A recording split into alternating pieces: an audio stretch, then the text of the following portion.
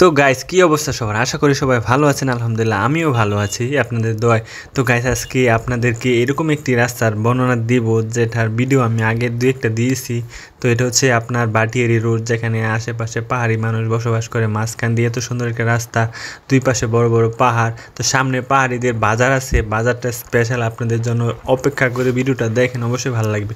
তো গাইস আপনারা দেখেন দুই পাশে কত সুন্দর সুন্দর বড় বড় পাহাড়, মাঝখান দিয়ে এত সুন্দর একটা রাস্তা। তো রাস্তা সিঙ্গেল লেন্থের রাস্তা। তো পাহাড়ি এলাকায় সাধারণত সিঙ্গেল লেন্থের রাস্তাই হয়। ডাবল লেন্থের রাস্তা কীভাবে করবে, পাহাড় কাইটে রাস্তা তৈরি করা লাগে।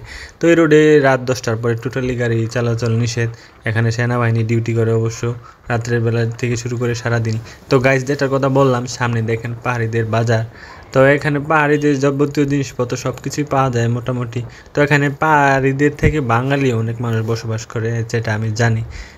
তো গাইস একটা কথা বলে রাখি, পাহাড়িদের মানুষগুলো কিন্তু একবারে সাধারণ মানুষের মতো না, আমাদের থেকে অনেক ভয়ঙ্কর। আমাদের যে সাধারণ বাঙালিগুলো আছে ওরা তো মনে করেন যে দিন আনে দিন খায়, যে মানুষগুলো আছে এর থেকে খুব ভয়ঙ্কর মানুষ ওরা।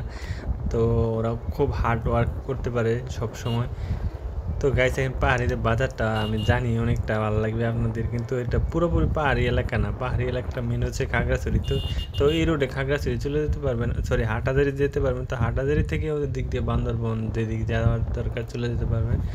তো গাইস সামনে হচ্ছে ক্যান্টনমেন্ট মনে হচ্ছে।